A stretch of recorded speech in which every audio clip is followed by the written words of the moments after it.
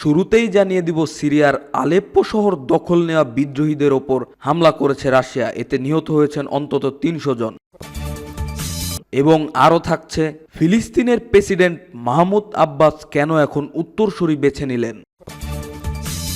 এবং আরও জানিয়ে দিব, পারমাণবিক হামলা হলে কি ঘটবে চীন, রাশিয়া সহ উত্তর কোরিয়ায়। এবং আরও থাকছে, ডলারের বিপরীতে মুদ্রা আনলে ব্রিকসভুক্ত দেশগুলোকে শতভাগ কর আরোপের হুমকি ট্রাম্পের।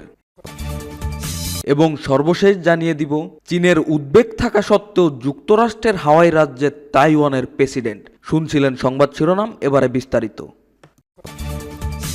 সিরিয়ার প্রেসিডেন্ট বাশার আল আসাদের সমর্থনে আবারও এগিয়ে আসছে রাশিয়া। আলেপ্পোতে বিদ্রোহী যোদ্ধাদের লক্ষ্য করে ব্যাপক বিমান ও ক্ষেপণাস্ত্র হামলা চালিয়েছে রুশ বাহিনী। সম্প্রতি সিরিয়ার দ্বিতীয় বৃহত্তম এই শহরটি দখলে নেয় বিদ্রোহী গোষ্ঠী হায়াত তাহরির আশ-শামের যোদ্ধারা। এরপরেই যুক্তরাষ্ট্র ও ইসরায়েলের বিরুদ্ধে বিদ্রোহীদের সমর্থন দেওয়ার অভিযোগ তোলে রাশিয়া এবং ইরান। রোববার এক প্রতিবেদনে রুশ রাষ্ট্রীয় বার্তা সংস্থা তাস নিউজ জানিয়েছেন, আলেপ্পো সহ সিরিয়ার আরও কয়েকটি এলাকায় বিদ্রোহীদের আস্তানা, কমান্ড পোস্ট ও অস্ত্রাগার লক্ষ্য করে ক্ষেপণাস্ত্র ও বিমান হামলা চালিয়েছে রুশ বাহিনী। এতে অন্তত ৩০০ জন বিদ্রোহী যোদ্ধা নিহত হয়েছে। সিরিয়ায় কার্যক্রম চালানো একটি রুশ এজেন্সি বলেছেন, আলেপ্পো এবং ইদবিল প্রদেশে বিদ্রোহীদের উপর হামলা চালাচ্ছে রাশিয়া। গত বুধবার থেকে এই হামলা শুরু করেছে রুশ বাহিনী।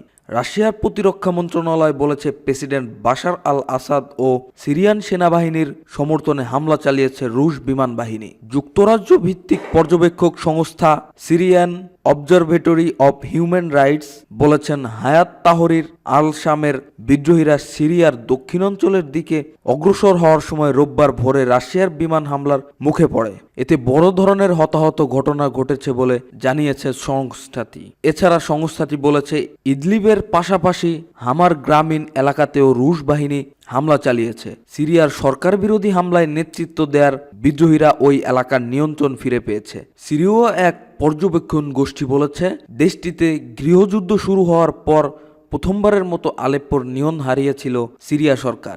গত কয়েক বছরের মধ্যে সিরিয়ার সরকারি বাহিনীর বিরুদ্ধে বড় ধরনের হামলা শুরু করেছে বিদ্রোহীরা। এই হামলায় তারা আলেপ্পোর পাশাপাশি অন্যান্য এলাকাও নিয়ন্ত্রণ নিয়েছে। বিদ্রোহীরা আলেপ্পোর নিয়ন্ত্রণ নেওয়ার পরেই তাদের অবস্থানে হামলা শুরু করে রাশিয়া। রাশিয়া ও ইরান সিরিয়ার বাশার আল আসাদ সরকারকে টিকিয়ে রাখতে কাজ করে আসছে। 2011 সালে আসাদ বিরোধী বিদ্রোহ শুরু হওয়ার পর থেকেই সিরিয়া সরকারের পাশে দাঁড়ায় দেশ দুটি। এমনকি আসাদ সেনাদের সমর্থন দেওয়ার জন্য সিরিয়ার সেনা মোতায়েন করেছেন পুতিন।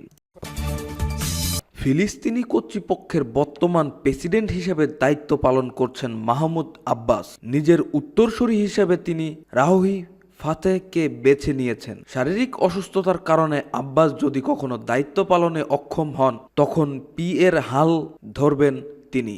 মধ্যপ্রাচ্যে ফিলিস্তিন ঘিরে চলছে চরম সংকট। 1 বছরের বেশি সময় ধরে গাজা উপত্যকায় নির্বিচার হামলা চালিয়ে যাচ্ছে ইসরায়েল। এতে এখন পর্যন্ত 44,000-এর বেশি ফিলিস্তিনি নিহত হয়েছেন, আহত হয়েছেন অসংখ্য মানুষ। এমন পরিস্থিতিতে এর প্রধান হিসাবে আব্বাসের কর্মকাণ্ড নিয়ে সমালোচনা বাড়ছে। মাহমুদ আব্বাসের বয়স এখন 89 বছর। 2005 সালে তিনি এর প্রেসিডেন্ট নির্বাচিত হন। এর 1 বছর আগেই মৃত্যু হয় সাবেক প্রেসিডেন্ট ইয়াসির আরাফাতের। এর পাশাপাশি ফিলিস্তিনের স্বাধীনতাকামী সংগঠন প্যালেস্টাইন রিভলিউশন অর্গানাইজেশন এর নেতৃত্ব দিচ্ছেন আব্বাস। এমন পরিস্থিতিতে যে প্রশ্ন সামনে আসছে সেটি হলো, এখন কেন নিজের উত্তরসূরি বেছে নিলেন মাহমুদ আব্বাস? কোন প্রক্রিয়ার মধ্য দিয়ে তার উত্তরসূরি ফিলিস্তিনের কর্তৃপক্ষের প্রধানের দায়িত্ব নেবেন তা নিয়েও আগ্রহ দেখা দিয়েছে। জেনে যাওয়া যাক এসব প্রশ্নের উত্তর।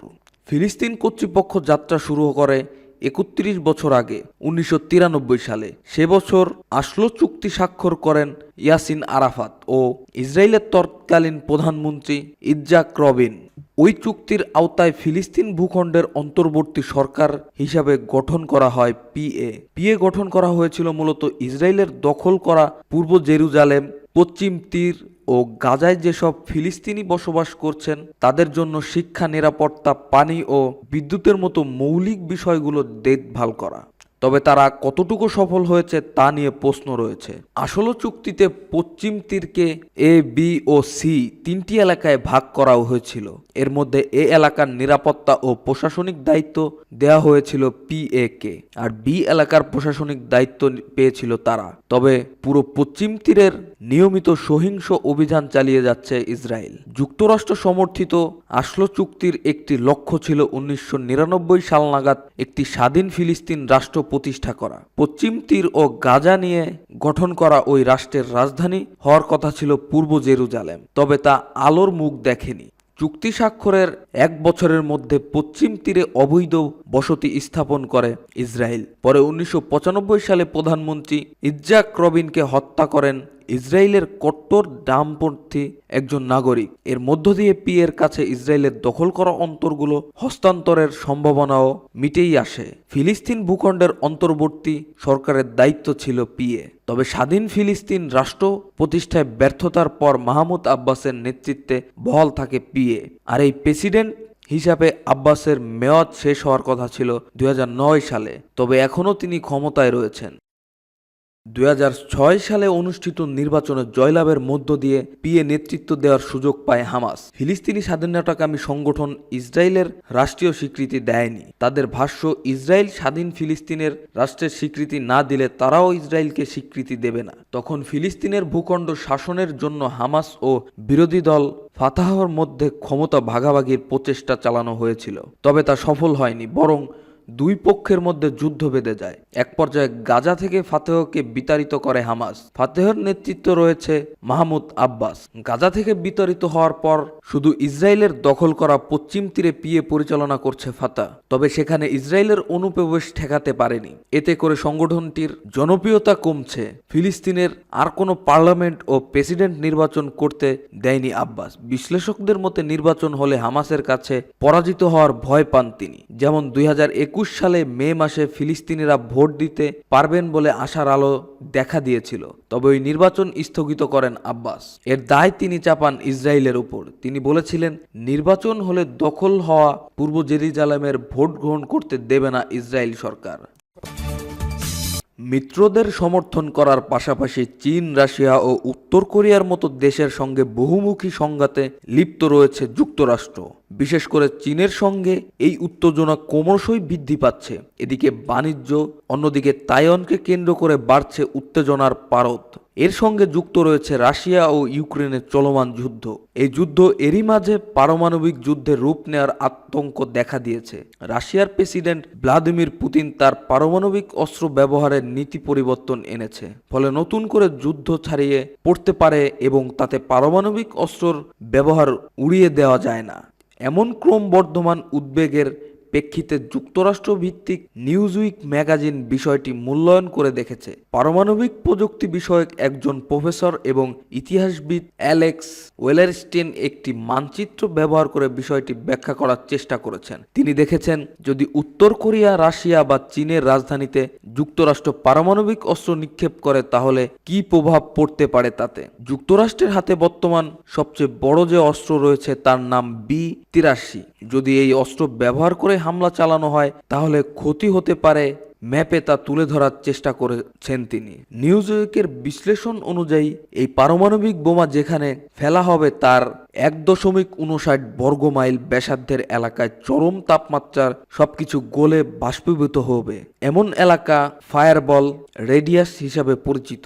বড় রকমের বিস্ফোরণে 67.7 বর্গ মাইল ব্যাসার্ধের মধ্যে আবাসিক ভবনগুলো মাটির সঙ্গে মিশিয়ে দিতে পারে, ব্যাপক অগ্নিকাণ্ডের সূত্রপাত ঘটাতে পারে। বিস্ফোরণ স্থলে 211 বর্গ মাইল এলাকায় যেসব মানুষ বসবাস করবেন তারা 3য় ডিগ্রি পুড়ে যেতে পারেন। এর ফলে তাদের শরীরের বিভিন্ন অংশ কেটে ফেলতে হতে পারে। উপরন্তু 535 বর্গ মাইল এলাকায় ক্ষতি হতে পারে, কাচের জানালা ভেঙে যেতে পারে, তাতে বহু মানুষ আহত হতে পারে। নিউজউইকের মতে এমন হামলা হলে পিয়ংইয়ংয়ের মারা যেতে পারেন 13,27,829 জন মানুষ, মারাত্মক আহত হতে পারেন 11,05,660 জন। রাশিয়ার মস্কোতে যে কোনো একদিনে বিস্ফোরণে মারা যেতে পারেন 13,74,840 জন মানুষ, আহত হতে পারেন 37,47,220 জন মানুষ। অন্যদিকে শুধু বেইজিংয়েই মারা যেতে পারেন 15,48,660 জন মানুষ।